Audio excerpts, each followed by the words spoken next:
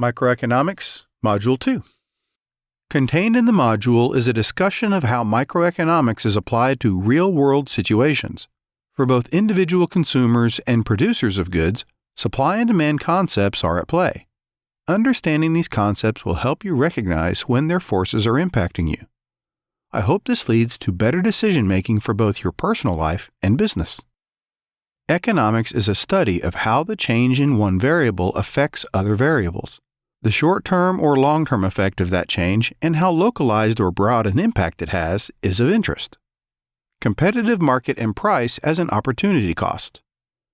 Consumer demands for goods and services creates competition. Each business struggles to get their market share by making adjustments to production costs, pricing structure, and product quantity.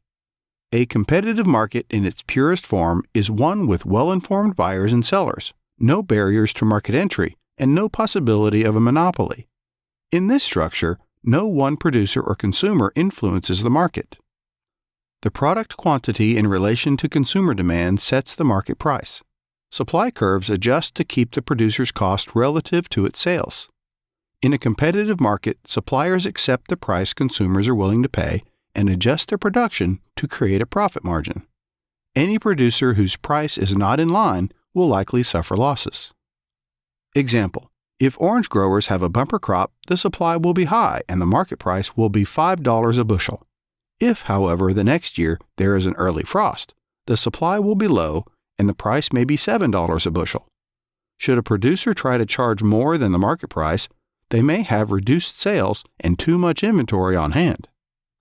Supply refers to the quantity of a good that the producer plans to sell in the market. Supply will be determined by factors such as price, the number of suppliers, the state of technology, government subsidies, weather conditions, and the availability of workers to produce the good. A reduction in the cost of production will increase profits. It can also increase production and lower the price. A decrease in cost of production means business can supply more at each price.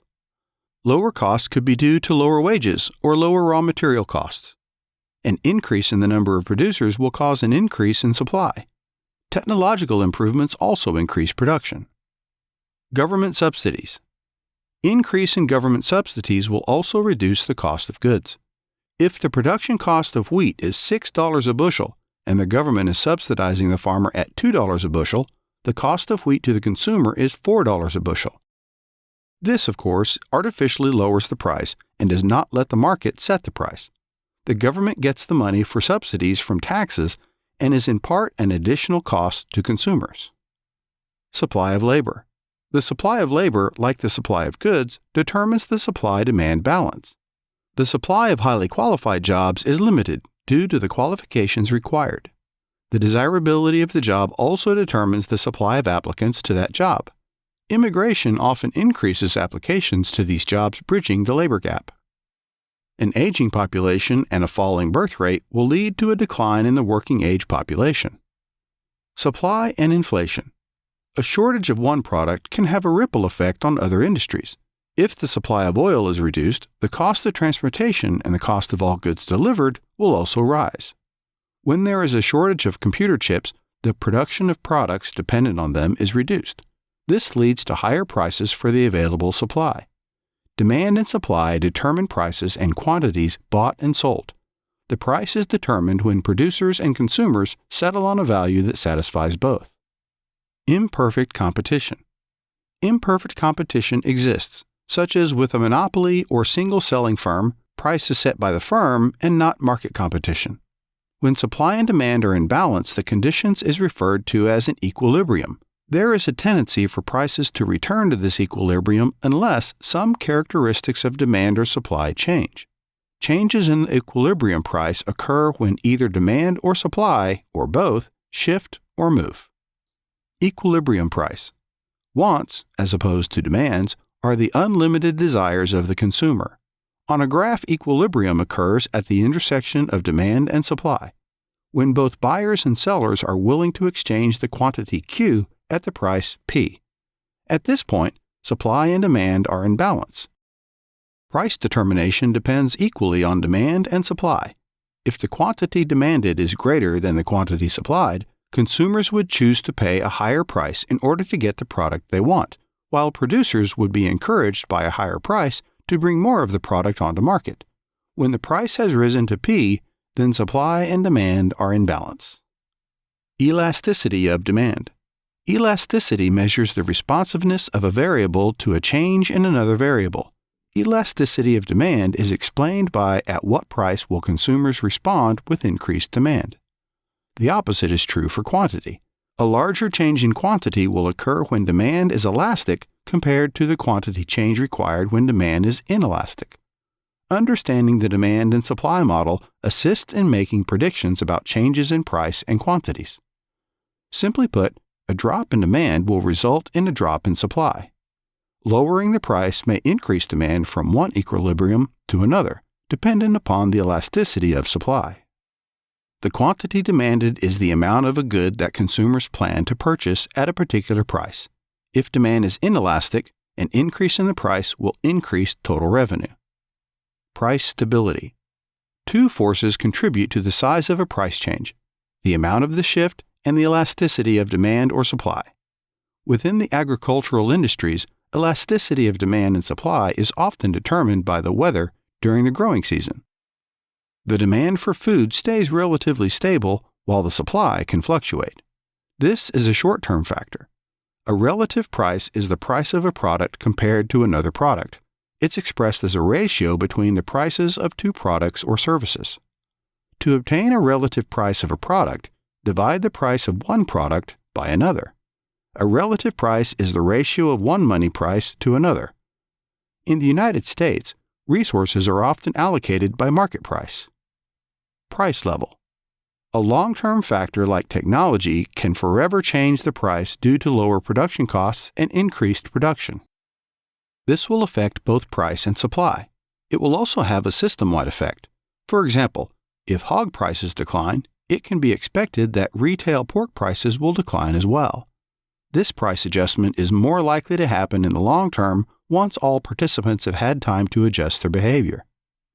Price elasticity of demand. The three major forms of elasticity are price elasticity of demand, cross-price elasticity of demand, and income elasticity of demand. Elasticity is a response of one variable to a change in another. The four factors that affect price elasticity of demand are availability of substitutes, if the good is a luxury or a necessity, the proportion of income spent on the good, how much time has elapsed since the last time the price changed. When a price is lowered on a product, the demand for that product may increase. When a product is in demand but in short supply, the price may increase. The larger the price elasticity of demand, the more responsive quantity demanded is given a change in price. The lower the price elasticity of demand, the less responsive the quantity demanded is given a change in price. If a change in price comes with the same proportional change in the quantity demanded, it is said that the good is unit elastic, indicating that X% change in price results in X change in the quantity demanded. Income elasticity of demand. The income elasticity of demand is defined as the measure of the percentage change of the quantity demanded of a good in reference to changes in the consumer's income. If the income elasticity of demand is positive, the good is considered to be a normal good, implying that when income increases, the quantity demanded at any given price increases. If the income elasticity of demand is negative, the good is considered to be an inferior good, implying that when income increases, the quantity demanded at any given price decreases. If the income elasticity of demand is higher than 1, then the good is considered to be income elastic, implying that demand rises faster than income. Luxury goods include international vacations or second homes. If the income elasticity of demand is higher than 0 but less than 1, then the good is income inelastic, implying that demand for income inelastic goods rises but at a slower rate than income. Cross-price elasticity of demand. The cross-price elasticity of demand measures how the demand for one good is impacted by a change in the price of another good. It is calculated as the percentage change of quantity A divided by the percentage change in the price of the other. If the cross-price elasticity of demand between two goods is positive, it implies that the two goods are substitutes. Consider the following substitute goods, good A and good B. If the price of good B rises, the demand for good A rises. On the contrary, if the aforementioned goods were complements, when the price of good B increases, the demand for good A should decrease. It is what is implied through the cross-price elasticity of demand formula. It is important to note that the cross-price elasticity of demand is a unitless measure. Alternative methods of allocating scarce resources. If resources are scarce, it will not be able to meet everyone's wants. This means some method of allocation is needed when resources are scarce. The following are some of the ways to go about this. Market price. People who are willing and able to pay the price get the resource. Command. Someone in command decides who gets the resource. Majority rule. The majority vote decides how resources are allocated. Contest. Winners receive the resource. First come, first serve. People first in line get the resource. Lottery. Randomly selected winners receive the resource. Personal characteristics. People with the right characteristics get the resource. Force. The stronger person or group gets the resource. While many of these are less than ideal, they do represent the alternatives that have been employed. Demand and marginal benefit, consumer surplus, marginal cost, and producer surplus. Both consumer surplus and producer surplus are economic terms used to define market wellness by studying the relationship between the consumers and suppliers. The consumer surplus refers to the difference between what a consumer is willing to pay and what they paid for a product. Consumer surplus is the value of a good or service minus the price paid for the good or service summed over the quantity bought. The producer surplus is the difference between the market price and the lowest price a producer is willing to accept to produce a good. They explain the opportunity cost consumers forego to gain a marginal benefit for buying a good or service. To the producer, it is the willingness and ability to produce an extra unit of a product based on the marginal cost of producing more goods. The value of one more unit of a good or service is the marginal benefit.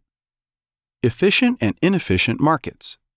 When all the available information is baked into the price, the market is considered efficient. Inefficient is when some of this information is missing that investors can game the system by taking advantage of undervalued or overvalued securities. In an efficient market, an investor can't outperform the market because all the information is available to all investors. As the quality and amount of information increases, the market becomes more efficient, reducing opportunities for arbitrage and above-market returns. How rent ceilings create a housing shortage. In cities with a cost of living higher than most incomes, local governments take measures to make housing accessible for residents who can't afford market-priced apartments. The rent amount is capped so that any future increases are frozen. A price ceiling makes it illegal to charge a higher price than the specified price. This provides some security for residents being displaced by a landlord who could otherwise charge more. The issue is that artificially reducing prices through rent ceilings increases the demand for properties with rent ceilings, thereby decreasing the available supply. That's because a rent ceiling increases the number of people who are actually able to pay for apartments.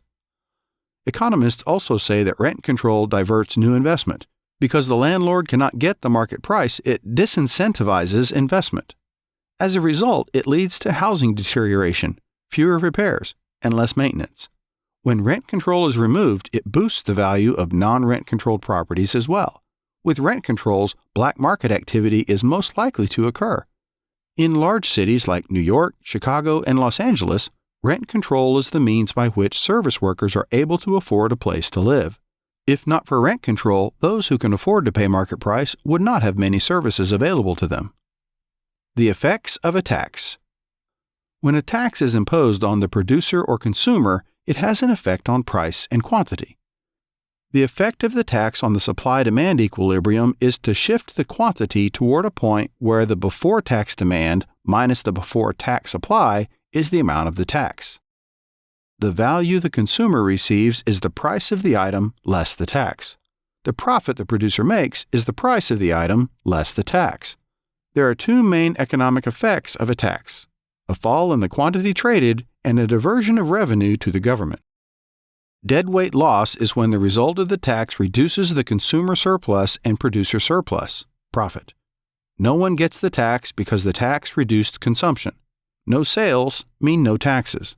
Higher taxes do not mean more money for the government. It has been proven to bring in less revenue. Conclusion: the interconnection and interdependence of consumer and producer, supply and demand, is intricate. The study of how a change in one creates a response in the other is the nature of economics. It is valuable when considering investing, personal budgets, careers, where to live, and other practical applications. Perhaps more important, it shows what economic policies lead to prosperity and those that lead to a reduction of wealth. This can inform us in our own economic policies, such as pay off your credit cards each month, or how we select elected officials. The broad application of economics has been demonstrated in this module. Keeping the lessons learned here should help you make better informed decisions about personal finances, business, investing, and governance.